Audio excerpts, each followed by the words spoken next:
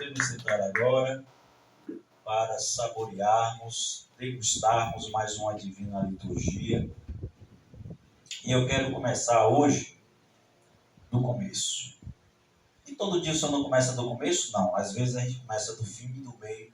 Mas hoje eu quero começar do começo, da primeira leitura. Porque a primeira leitura, a segunda e o Evangelho vão trazer para nós as mensagens que são importantes, mas de uma maneira tão gostosa que a gente pode fazer na ordem que está descrito. A primeira leitura, prestem atenção, olha que coisa maravilhosa. Orei e foi-me dada a prudência. Supliquei e veio a mim o espírito da sabedoria. E olha que coisa maravilhosa. É tão importante a sabedoria que algumas comparações serão feitas aqui. Preferi a sabedoria aos cetros e tronos, e em comparação com ela, julguei sem valor a riqueza. A ela igualei, a ela nenhuma pedra preciosa, não igualei nenhuma pedra preciosa, pois a seu lado todo o ouro do mundo é um punhado de areia. Olha que coisa maravilhosa. A riqueza nossa está justamente na sabedoria. Não somente porque o autor do livro de sabedoria disse que a sabedoria é mais preciosa do que um punhado de ouro, e um punhado de ouro é como areia. Essa areia que está aí na frente da igreja, que não vale muita coisa, normalmente a gente usa ali para fazer reboco, não é assim? Foi muito bem. Aí ele continua, diante dela a prata será como lama. Olha que coisa impressionante. Prata e ouro são objetos que servem para determinar valor econômico nas nações. Um país é tão rico e tão poderoso quanto seu lastro de ouro, que é a capacidade que esse país tem de se recuperar de crises econômicas. Vamos lá. Amei ela, a sabedoria, mais que a saúde e a beleza. Veja que interessante. A gente que pede muito por saúde, a gente quer ficar bonito, né? Sobretudo a juventude quer ficar bonito, quer ficar belo. A juventude dessa geração, então, misericórdia. Se a aparência não estiver bem, para tirar uma selfie, né? O mundo cai. Se não tiver seguidores, o mundo cai. O que é que a gente diz deste mundo? O que vale é a aparência. Vá para o shopping com 10 mil reais para você comprar o que você quiser. Entre lá mal arrumado e veja se você vai ser bem atendido. E entra bem arrumado para você ver se vai ser bem atendido. Não, entre com dinheiro nas duas opções. Nas duas opções você vai ser bem tratado, bem arrumado, e você vai ser desprezado se você estiver mal arrumado. Com os mesmos 10 mil reais. Porque se você disser que eu tenho dinheiro e quero comprar, eles podem até vender depois de muita luta, mas vão vender com desconfiança. Entendem? Porque o mundo preza pela beleza. E o autor da sabedoria vai dizer que amou a sabedoria mais do que a saúde e a beleza, e quis possuí-la mais que a luz, pois o esplendor que dela irradia não se apaga. Todos os bens me vieram com ela, pois uma riqueza incalculável está em suas mãos. Então a riqueza que importa de fato é a riqueza que vem da sabedoria. Por que, padre, que a riqueza que importa é que vem da sabedoria? Por que o autor do livro de sabedoria quis fazer esse louvor tão estupendo à sabedoria? Porque quando nós somos sábios, as injustiças começam a desaparecer. Eu fiz uma comparação interessante, perguntei ao pessoal se eles sabiam, eu quero saber de vocês, se vocês sabem também. Vocês sabem qual é a diferença do homem inteligente para o homem sábio? Conhece a diferença do homem inteligente para o homem sábio? O homem inteligente, ele tem todas as ferramentas que ele precisa para sair do buraco onde ele caiu. Se ele cai no buraco, ele tem todas as ferramentas que ele precisa, ele vai sair com tranquilidade. O homem sábio não cairá no buraco que o homem inteligente caiu. Ele tem todas as ferramentas para não cair naquele buraco. Significa dizer o seguinte: o homem inteligente ele é limitado pelo seu próprio conhecimento. Ele tem só conhecimento, ele sabe o que são as informações, mas ele ainda não fez um uso prudente dessas informações. O homem sábio é aquele homem que, tendo as informações, ele também, óbvio, é um homem inteligente, ele usa com prudência o conhecimento que ele tem. Eu sei fazer bomba. Sim, fazer bomba é relativamente fácil, mas existem algumas bombas que no processo de fazer, se você não tiver o devido cuidado, ela explode na sua mão. Então, conhecimento para fazer a bomba e habilidade para fazê-la sem explodir são a mesma coisa? Não. Eu saber fazer algo não quer dizer que eu farei bem feito, ou que eu não terei prejuízo no processo de fazer. Por isso esse louvor à sabedoria, e com sabedoria nós precisamos fazer aquilo. Aí vem a segunda leitura de hoje, fazer aquilo que está descrito na leitura de hoje, que é a carta aos Hebreus. Olha que coisa maravilhosa, e vem de encontro àquilo que eu sempre digo a vocês. A nossa fé cristã, ela é lastrada na Bíblia ou na tradição oral? Aí deixa eu explicar o que é tradição oral. Tradição oral é o fato de uma religião não ter um livro sagrado, seja ele qual for. Se existe uma religião não tem um livro sagrado, para eles é sagrado, ali o que está escrito é ordem, então essa religião trabalha em cima da tradição oral. Não quer dizer que ele não tenha escritos, não quer dizer que não tenha nada registrado sobre como é aquela religião. Quer dizer que, mesmo esses registros, eles não são livro sagrado, não são uma lei sagrada para eles. E ter um livro sagrado é o que nós cristãos temos desde sempre. Jesus, por exemplo, quando pregou e ensinou a partir das escrituras já existentes. Mas o autor aos Hebreus vai dizer algo fantástico. A palavra de Deus, ela é viva e eficaz. É a primeira coisa que a gente precisa entender. Ela não está morta. Não é um conjunto de palavras como o livro, por exemplo, Pequeno Príncipe. Tem mensagens maravilhosas do Pequeno Príncipe. Você é eternamente responsável por aquele que você cativa. Que coisa maravilhosa. E é real. Mas a palavra de Deus é viva. Você vai ler um texto sagrado que foi escrito lá 2.000, 4.000 anos atrás, no Antigo Testamento. E você vai perceber que ele é atual até hoje. Jesus, por exemplo, quando diz que não veio para abolir a lei, mas para dar pleno cumprimento, mas ele diz: ouviste o que foi dito, olho por olho, dente por dente, eu porém vos digo, se alguém te ofender na face direita, oferece a esquerda. Jesus não está alterando a essência da lei. Ele está trazendo a lei para ter pleno cumprimento, porque a lei, infelizmente, apenas pela literalidade, tinha o seu limite. Mas a palavra de Deus, então, ela é viva e eficaz, mais cortante do que espada de dois gumes, e penetra até dividir alma e espírito. O que significa isso? Dividir a alma do espírito. A segunda morte. A primeira morte é desse corpo. Quando nós morremos neste corpo, separa-se o espírito e a alma que estão juntos e eles saem do corpo. O corpo, então, cai duro do chão, porque ele não tem mais nem a alma e nem o espírito. O espírito a gente pode encarar como se fosse, a grosso modo falando, como se fosse a energia elétrica que faz o ventilador funcionar. E virar para um lado para o outro ou ficar parado é como se fosse a alma. A decisão de virar para um lado para o outro ou ficar parado é como se fosse a alma. Considerando que nossos ventiladores tivessem uma programação de software, seria mais ou menos isso. Só que isso anda junto. A energia elétrica e a decisão de para onde movimentar o ventilador é a alma e o espírito. Estão intimamente juntos. Mas a palavra de Deus, que é como uma espada afiada, pode separar o espírito da alma. E aqui a gente pode pensar assim, mas então a palavra de Deus é um ente, é uma pessoa que respira e tem pensamento próprio? A palavra de Deus é a vontade do Senhor. Todas as recomendações, a gente vai entender isso a partir de Jesus que diz: não pense que eu vim julgar este mundo. Não vim julgar o mundo. Vim para salvá-lo. Mas as palavras que eu estou pronunciando é que vai julgar esse mundo. Porque eu digo, sede justos, e vocês não são. Se vocês escolhem não serem justos, porque vocês não acreditaram na minha palavra, isso vai servir de julgamento contra vocês. Sede solidários, vocês não foram. Sede caridosos, vocês não foram. Amem uns aos outros, vocês não se amaram.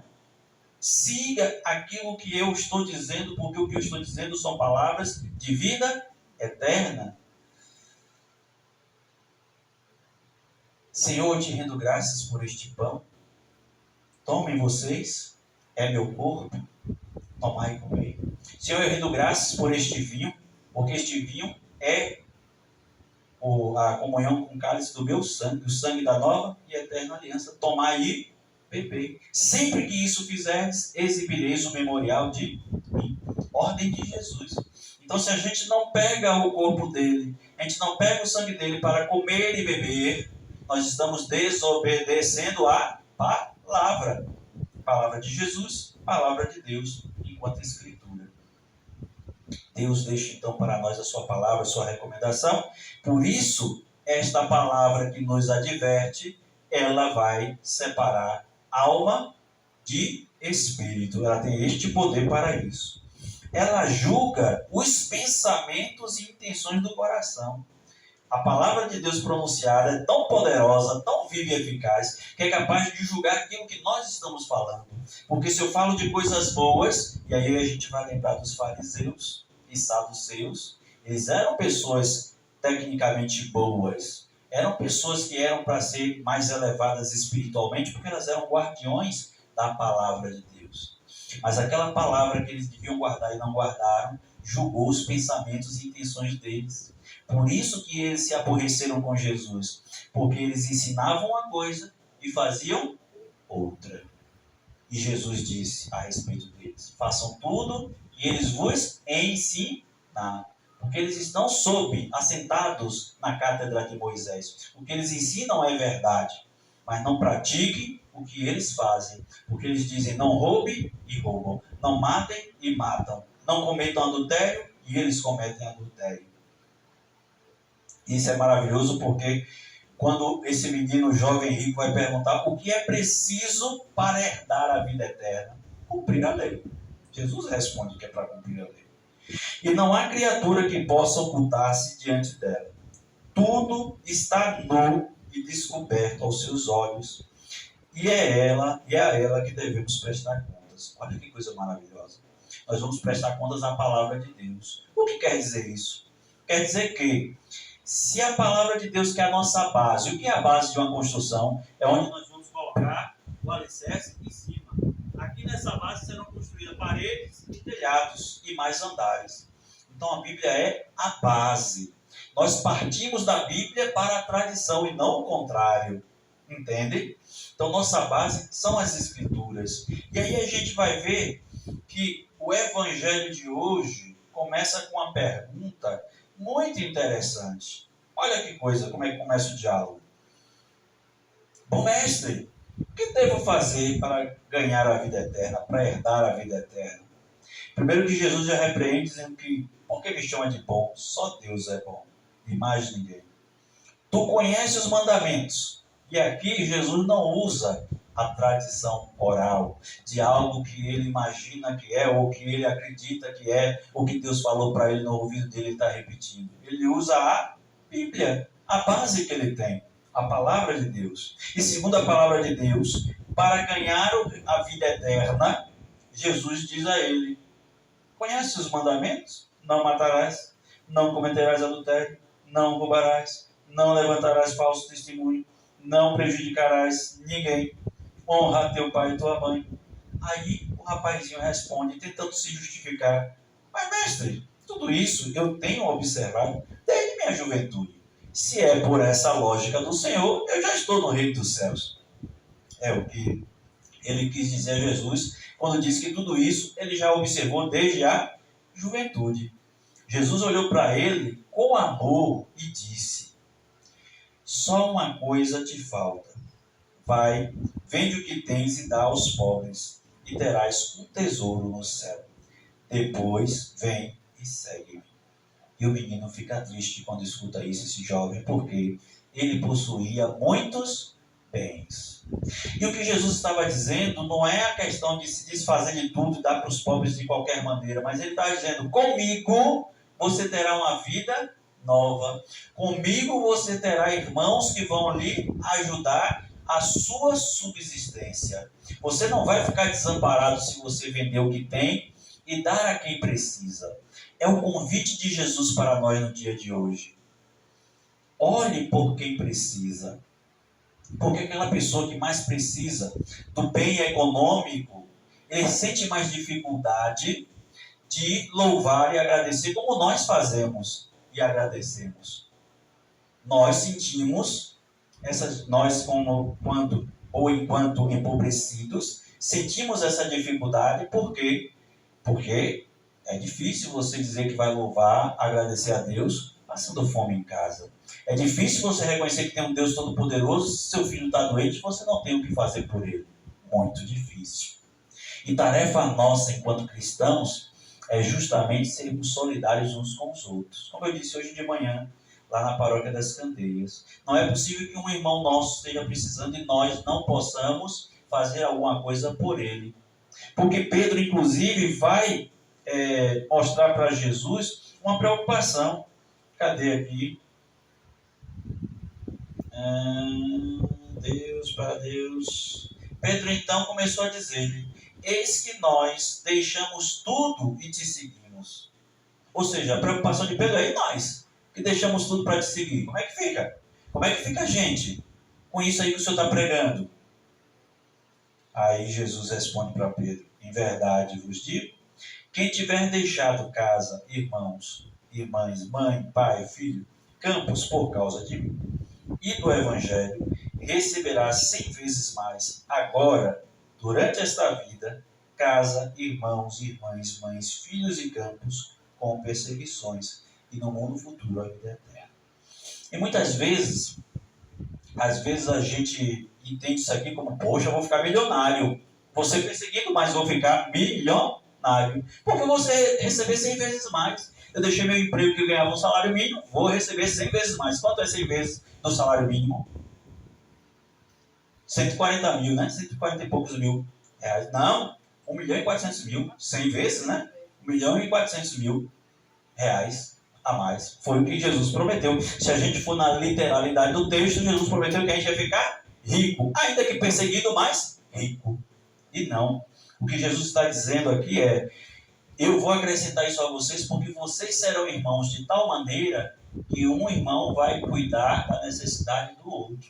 Não haverá entre vocês necessidade porque vocês vão cuidar da necessidade um do outro, por amor um ao outro. Entendem? E infelizmente a gente não percebe nos dias de hoje. Por que a gente não está percebendo isso? Porque nós cristãos estamos afastados desta essência.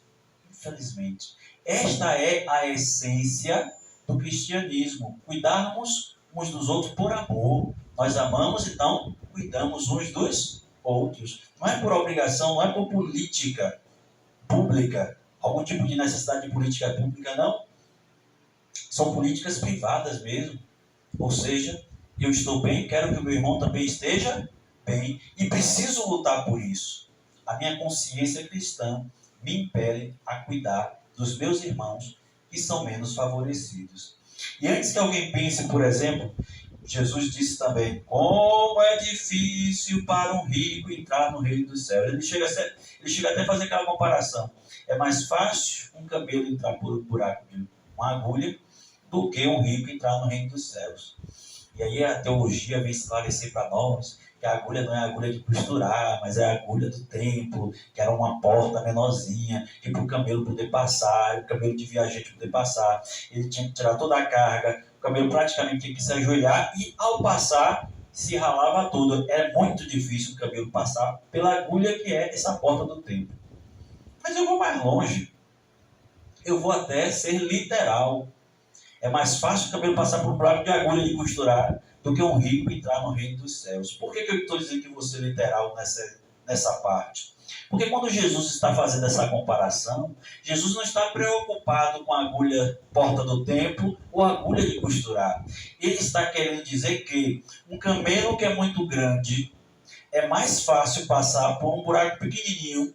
E se a gente sabe que é impossível que esse camelo passe por esse buraco pequenininho, o que Jesus está dizendo, então, não é da facilidade dele passar, e sim que é impossível um rico entrar no reino dos céus.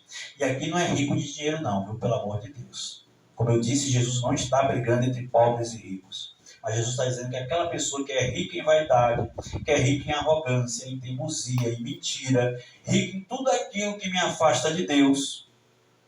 Felizes os pobres e mansos, o pobre de coração, pobre em espírito. Esse é o pobre que entra nos céus, em espírito.